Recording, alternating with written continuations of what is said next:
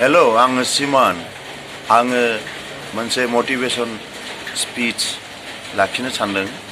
बेनो जाहैबाय मानसिया नाजायोब्ला हायै मावनो हायै साक्सेस जानो हायै जेबो गैया समय आरो धैर्यनिल' दरकार। बेनो जाहैबाय सासे स्कुल टिचारा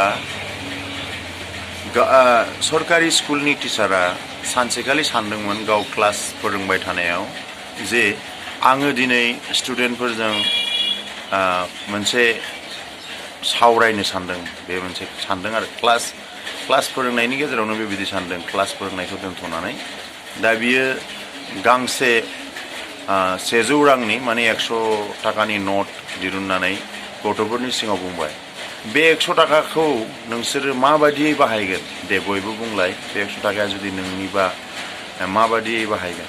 सोरबा बुंबाय आं गिफ्ट बायगोन, सोरबा बुंबाय आङो चकलेट बायगोन, सोरबा बुंबाय आं गेलेग्रा बायगोन। बेबायदिनो गोबां जना गोबां आलदा आलदा स्टुडेन्टफ्रा बुंजोब्बाय। टिचारा खोनासंजोब्बाय।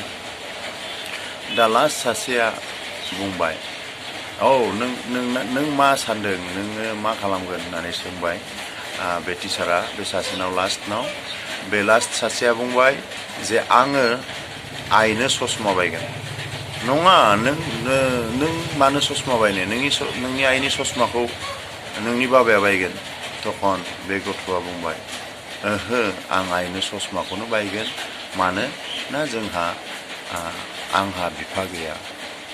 दा आइया मानसिफोरनि न' थांनानै बर्तन मानजिहैयो आरो बेजोंनो जों खुनु मथे सोलियो।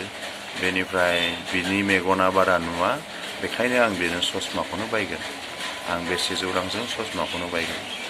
दाना टिचारा बिनि खोथायाव माने इमसनेल जाबाय। गथ'आबो बुंनानै गाबबाय स्टुडेन्टआ। बेनिफ्राय बियो गथ'नो न' बे 100 राङा नोंनि बेखौ नोङो बान्था हिसाबै बे नोंनि बान्था बिदि स्टाइलै बुंबाय आरो। तखन गथ'आ नायबाय खिन्थु तखन टिचारा बुंफिनबाय जे नङा नों साननाङा जे आं नोंनो बेखौ दान होदों बेखौ मोनसे दान हिसाबै नों साननो नाङा। आं नोंनो बेखौ हेल्पसो होदों मदद होदों। नोङो जेला खामायनो हाफिनो नोंनि नाजानायनि गेजेरजों नोंनि गोख्रों गोब्राब नाजानायनि गेजेरजों नों जेला सासे मानसि जानो हायो खामायनो हायो गिदिर मानसि जानो हायो अब्ला नों आंनो सुख'फैफिन जाबाय आरोखि। बेनिफ्राय बेबादिनो दाना बे गथ'आ आजावनानै लानानै थांबाय।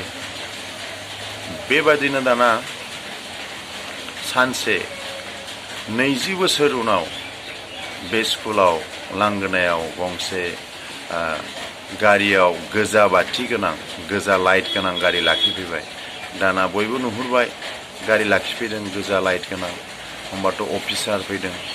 होमबाथ' दिनै जोंनि स्कुलाव इन्सपेक्सन जागोन चेकिं जागोन बिदि सानजोब्बाय बयबो स्टुडेन्टफ्रा। तखन फैनानै बे गाव जे क्लास रुमाव आगोलाव फोरोंजादोंमोन बे टिचारनि नामखौ बुंनानै बियो बे क्लास रुमाव सोहैबाय। तखन बे क्लास रुमाव बे टिचारा दङमोन। बोरायबायमोन बिथाङा। दा बिथाङाखौ बियो माबाबाय सनमान होनानै बुंबाय जे आं नोंथांखौनो नागिरनानै फैदों। नोंथाङा बावबाय जानो हागौ जे बै मोनसे क्लास लानाय दिनाव नोंथाङा जे बुंदोंमोन आंखौ जे नैबे 100 रांखौ नोंनो आं उधार होबाय माने धार होबाय। दा नोङो बेखौ माने धारखौ जेला खामायनो हायो अब्ला सुख'फैफिन होननानै। दा आङो बेखौनो नोंथांनो होनो फैदों आरो नोंथांनि मदद नङामोनबा नोंथांनि बे खोथा नङामोनबा हयथ' आं बिदि दिनै जानो हानाय नङामोन। माने बियो नायदो बिथाङा दा कालेक्टर जानो हाबाय। बै स्टुडेन्टआ जाय स्टुडेन्टनो बै टिचारा 100 रां उधार होदोंमोन माने धार होथ'दोंमोन। दा बेजों बे गथ'आ नाजानानै दा बे कालेक्टर जानो हाबाय डिस्ट्रिक्ट कालेक्टर। दा बेनो बेखायनो बे सल'जों जों मोनसे नैबे खोथाखौल' मोनथिनो हायो जे नाजायोबा खुनु बाधायानो नोंखौ फेजेननो हाया। नाजानाया जुदि गोख्रोंबा मोनफ्रोम बाधाखौनो फेजेननानै जाफुंसार जानो हायो। दा बेनो बे सल'निफ्राय बे घटनानिफ्राय जोङो बेखौनो मोनदांनो हायो। बेखायनो जोङो बयबो नाजानांगौ। बे मोनसे मटिभेशनेल स्पिच हिसाबै आङो दा दिनै बेखौ फोसावनाय जादों आंनि बे इउटुब चेनेलाव। अन्नानै लाइक खालाम, साबस्क्राइब खालाम, शेयार खालाम। गोजोनथोंसै।